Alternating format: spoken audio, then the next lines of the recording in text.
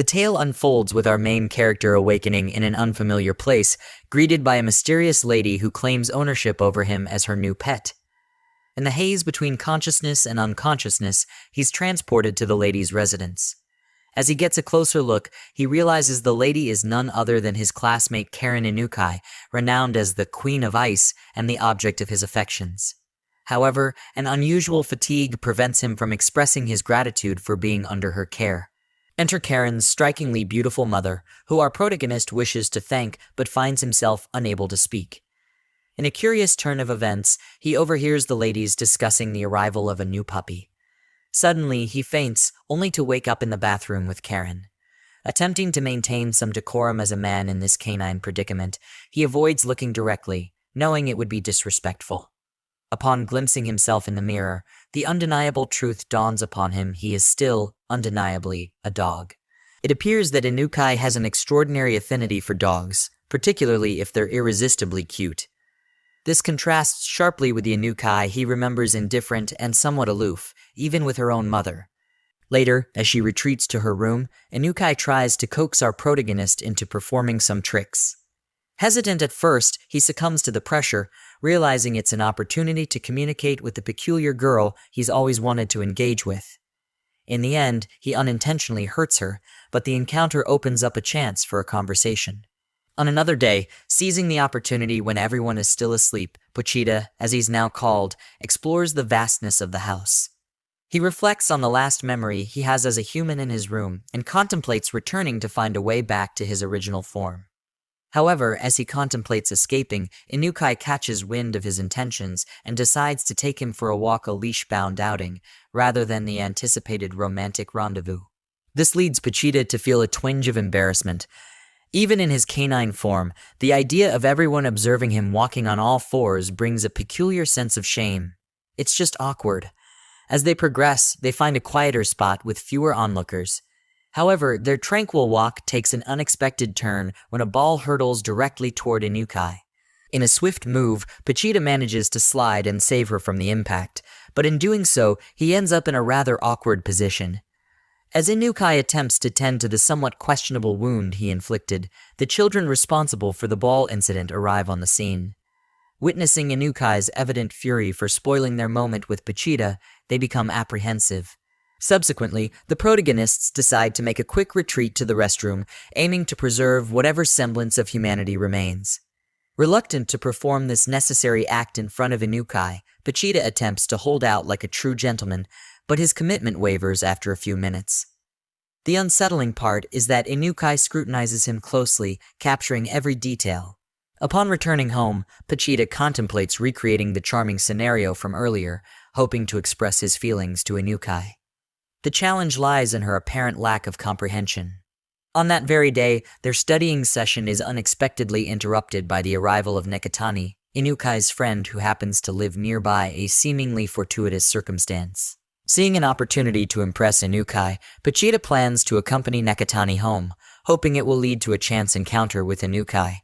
However, this strategy backfires spectacularly when it turns out that Nekatani is terrified of dogs. As she attempts to escape Pochita's presence, an unexpected guest appears, a venomous centipede. How a venomous centipede found its way into the room is a mystery best left unanswered. Whether it bites anyone is another unknown factor. Undeterred by the chaos, Pochita, driven by an inexplicable desire to prevent a life from slipping away, valiantly confronts the centipede. In the ensuing chaos, he crosses paths with the venomous creature, leading to an unexpected encounter that leaves him unconscious. Now that tranquility has settled, Pochita seizes the opportunity to extract the centipede from his shirt. After an extensive search, he successfully captures the elusive intruder. Meanwhile, Nekatani regains her composure and, upon noticing Pochita in her shirt, inadvertently sends him airborne. Apologizing for the unintended launch, she expresses remorse, hoping to alleviate the situation.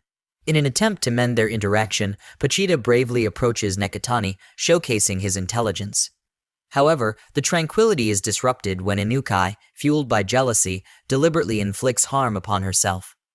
This calculated move is intended to attract Pochita's attention. As the emotions settle, Nekatani realizes that Pochita played a pivotal role in revealing the diverse facets of Inukai's personality. Upon departing, Nekatani bids farewell to Pochita, expressing gratitude for the inadvertent journey of 100 feet. Although Pochita didn't achieve the intended outcome of bringing her closer to Inukai, a positive change is evident. Nekatani is no longer harboring fear towards Pochita, or so it seems. Nevertheless, Inukai remains discontent with the situation. Upon Nekatani's departure, she reappears donning a dog costume, an eccentric choice by any standards. In a bizarre attempt to bridge the communication gap between humans and dogs, she showcases a device that supposedly translates canine language into human speech. Predictably, the contraption proves to be utterly ineffective. To compound the absurdity, Inukai's mother walks in on this peculiar scene. In a feeble attempt to explain her canine attire, Inukai claims to be engaging in push-ups. The dubious excuse manages to deceive her mother, at least momentarily. Left alone, Inukai confides in Pochita, acknowledging her peculiar tendencies. She reflects on her childhood friend who, unlike others, would approach him to chat. A vivid memory resurfaces when he questioned the societal norms, wondering if it's odd for men to appreciate flowers, a domain typically associated with women. The reminiscence triggers a sense of connection between Inukai's idiosyncrasies and the unique moments she cherishes. In response, Inukai warmly expresses that individual preferences and interests, no matter how unconventional, should not be deemed as weird by societal standards. This understanding creates a special connection between them, prompting Pochita to develop feelings for her. However, the serene moment is interrupted as Katani calls Inukai to retrieve a forgotten pen. During the conversation, Katani suggests studying at her house next time, allowing Pochita to accompany them on walks. Inspired by this, Pochita spontaneously devises a plan. As Katani heads to her house, Pochita places an order for a delivery, intending to seize the opportunity when the delivery person opens the door, facilitating a swift escape to Inukai's residence. A seemingly orchestrated scheme takes shape, adding an unexpected twist to the unfolding events. Navigating through various hurdles, Pochita successfully convinces Inukai to unlock her phone and place an order. However, while attempting to erase the evidence, Pochita stumbles upon a revelation. Inukai is diligently working part-time to afford Pochita's necessities, explaining her late arrivals in recent days. This newfound realization prompts Pochita to ponder whether this proximity to Inukai could hold the key to returning to human form, only to swiftly dismiss the notion. The following day, they visit Nekatani's apartment. Despite their physical closeness, an emotional distance lingers as Inukai's protective nature restricts Pochita from venturing too far. Upon arrival, Nekatani suggests a playful break, creating a momentary distraction. Seizing this opportunity, Pochita contemplates a daring escape, only to be caught just before executing his grand plan. However, executing a daring escape, Pochita eludes Nekatani's attempts to stop him. Seizing the opportunity, Pochita plays on Nekatani's lingering fear of dogs, heightening her jealousy towards Inukai, who seems to share a close bond with Nekatani. Just as tensions escalate, an unexpected interruption occurs. The doorbell rings, signaling the arrival of the delivery man. Capitalizing on the distraction caused by the package, Pochita seizes the chance to flee towards the balcony. Confronted with the challenge of a considerable height, Pochita employs a familiar strategy from the Katani incident, propelling himself over the railing. The plan proves successful, propelling him through the air until he safely lands back in his room. To his surprise, a girl adorned with flowers awaits him there. Usagi Tsukakairo, the same girl who once helped him in the children's garden. Concealing himself in an unconventional hiding spot, Pochita observes Usagi, who eagerly anticipates the return of her senpai, confident that Pochita will come back. As Usagi uncovers a chocolate hidden under the bed, memories resurface for Pochita. This chocolate, initially a gift from one person, was sent by another. This greatly infuriates her, as she discovers that the chocolates she received were made by someone else. Usagi expresses her concern about Pochita's abrupt disappearance from school, emphasizing that everyone is genuinely worried about him. It becomes evident that Usagi has deep feelings for Prota. Suddenly, Prota's mom enters the scene, encouraging Pochita to listen to her son's voice, which has been silent for weeks. Grateful for Usagi's efforts, Prota's mom thanks her for looking out for her son and tending to his plants. With the night setting in, she suggests that Usagi should head home. However, feeling a rush of memories being near Usagi, Pochita decides to accompany her. The peculiar twist is that Pochita manages to sneak out in his human form, discreetly nestled within her dress, somehow escaping Usagi's notice.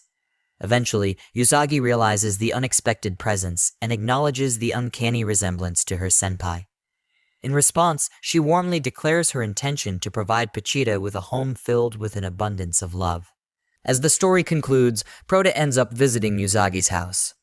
However, upon arrival, he collapses due to the intense fever he contracted during his drenched escapade. Therefore, following the conventional path of any responsible individual, the protagonist promptly changes out of his soaked attire to prevent any worsening of his condition, a clear display of true manliness. While unconscious, Usagi takes the opportunity to confide in him, admitting that her interactions with other boys were attempts to incite jealousy in him. After successfully changing into fresh clothes, or at least attempting to, she sets out to find something suitable to wear. Meanwhile, as they contemplate seeking assistance, a timely doorbell rings. Inukai and Nekatani make an unexpected entrance, having somehow found their way to Usagi's house. In this precise moment, the two individuals represented by the amulets worn by the Prota, albeit in a different context, come face to face. As the narrative unfolds, a poignant memory of Pochita is revealed, a recollection of receiving chocolates from a girl wielding a lab bat who claimed they were sent by Karen. Excitedly, our protagonist rushes home, only to collapse after consuming the chocolates. Pochita speculates that perhaps Karen is the key to returning to a normal state, bringing him back to reality.